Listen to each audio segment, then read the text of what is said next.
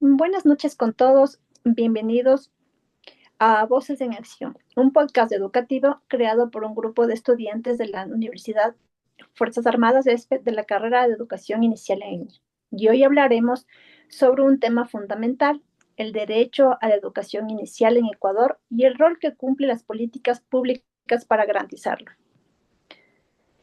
Es importante mencionar lo que nos dijo el psicólogo Jerónimo Brunner en 1973, que los niños pequeños pueden aprender casi cualquier cosa con más rapidez que los adultos y si se les imparte de la mejor manera que ellos puedan comprenderlo. Esto resalta la importancia de ofrecer una educación inicial de calidad desde edades tempranas. Entonces, la educación inicial no es un privilegio, es un derecho humano. Y en Ecuador existen leyes y políticas que lo protegen, pero realmente todos los niños lo reciben. Acompáñenos en este recorrido. Daily, ¿qué tienes para comentarnos el día de hoy? Claro, compañera, te comento. La educación inicial en el Ecuador realmente es un derecho a la acción. Como mencionó anteriormente mi compañera, hablar del derecho a la educación inicial es fundamental porque, según la Constitución de la República del Ecuador 2008, en su artículo 26, la educación es un derecho a todas las personas y una responsabilidad ineludible del Estado, lo cual significa que no se trata de solo un privilegio, sino es una opción sino un deber del Estado garantizado. Y además del artículo 44, refuerza que esta idea de señalar que los niños y niñas deben recibir atención prioritaria para su desarrollo integral en entornos familiares, escolares y comunitarios. Cuéntanos, Sofía, ¿qué te parece a ti? Bueno, creo que para responder esto me gustaría primero responder qué implica este derecho en la práctica. Es importante entender que cuando nosotros hablamos de garantizar la educación inicial, nos referimos a que el Estado hace que los niños desde el nacimiento hasta los 5 años tengan acceso a espacios educativos seguros, afectivos y adecuados. Esto no solo permite el crecimiento físico, sino que también favorece el desarrollo emocional, cognitivo y social. En consecuencia, asegurar este derecho no es únicamente abrir más aulas, sino crear condiciones para que los niños aprendan y crezcan de manera integral. Cuéntame, Lisbeth, ¿qué piensas tú sobre esto? Pues bien, a partir de lo que pudimos escuchar de Sofía y Daily, podemos decir que este derecho está respaldado por un solo marco normativo.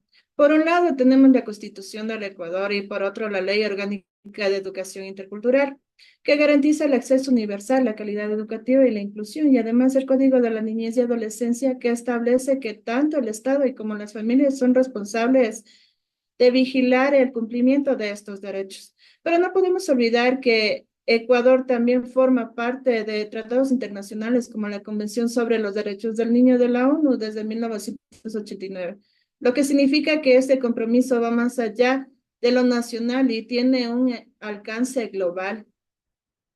Oh, realmente, Lisbeth, así no basta con que las leyes existan realmente. Como mencionaste anteriormente, lo que más importa es estas normas que se traducen en las políticas públicas efectivas.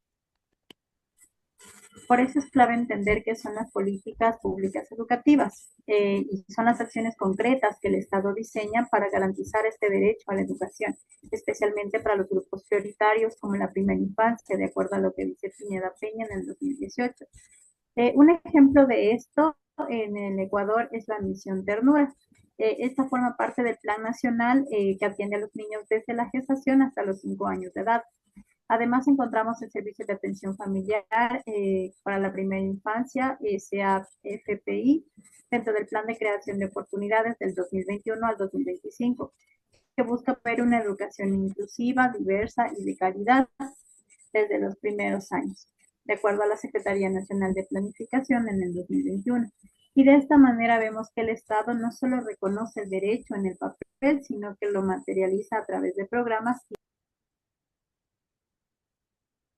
Mm, Sin embargo, garantizar este derecho no es solo responsabilidad del Estado.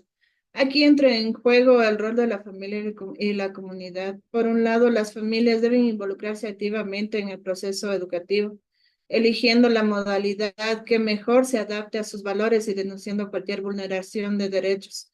Que esto está establecido en el Código de la Niñez en el artículo 39. Y por otro lado, el Estado tiene que asegurar que existan los recursos, la infraestructura y los docentes capacitados, así como implementar evaluaciones para medir la calidad educativa. Claro, además la comunidad educativa desempeña también un papel clave al generar espacios inclusivos, libres de violencia y respetuosos de la diversidad cultural. En consecuencia, educar no es realmente solo una tarea de una sola persona o una institución, sino que también es un esfuerzo colectivo que involucra a todos los actores sociales. Y creo que hemos dicho unas cosas muy importantes en las que se refiere a lo que es la educación inicial, a los derechos y también a las políticas públicas. Para cerrar un poco esta parte, es importante destacar que los fundamentos teóricos también se respaldan en la importancia de la educación inicial. Según Jan Piaget, los primeros años corresponden a las etapas sensorio-motora y preoperacional, donde los niños aprenden activamente a través de la exploración y del juego. Y complementando esta visión, como lo dice Sofía, Lev Vygotsky nos recuerda que el aprendizaje es un proceso social mediado por la integración con otros, el lenguaje y las prácticas culturales también. Por lo tanto, garantizar el derecho a la educación inicial no es solo cumplir con un mandato legal, es reconocer la relevancia del entorno y las relaciones humanas en el desarrollo infantil. En resumen, podemos decir que transformar el marco legal en acciones concretas es el verdadero desafío.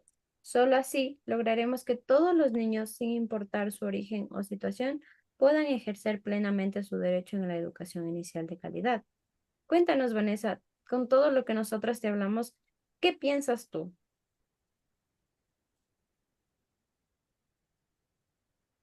Bueno, después de los comentarios que realizaron, em, para mí o para todos, ¿no es cierto? Nos queda claro que la educación inicial no es un privilegio, sino un derecho fundamental que debe ser garantizado desde los primeros días de vida.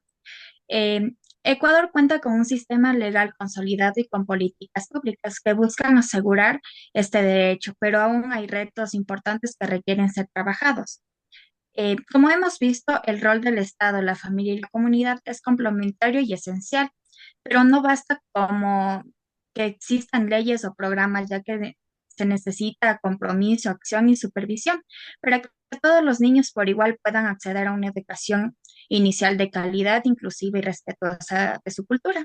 También comprendimos que la educación inicial no solo se trata de comprender letras o números, sino que también es fundamental las bases del desarrollo humano integral, emocional, social y cognitivo, tal como lo señalaron los teóricos como Piaget y Vygotsky.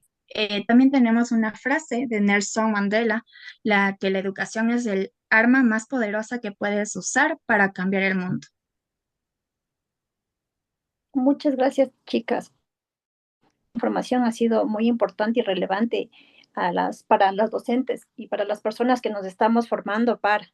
Entonces, es importante que nosotros aprendamos qué es y qué nos dicen las políticas, cuáles son los artículos que, que protegen a los niños. Entonces, Ecuador ha dado pasos importantes al reconocer el desarrollo infantil integral como una prioridad del Estado, pero aunque queda mucho por aprender, por fortalecer estas políticas, garantizar el acceso a la educación inicial de calidad y reducir las desigualdades desde los primeros años de vida de los niños, ¿no?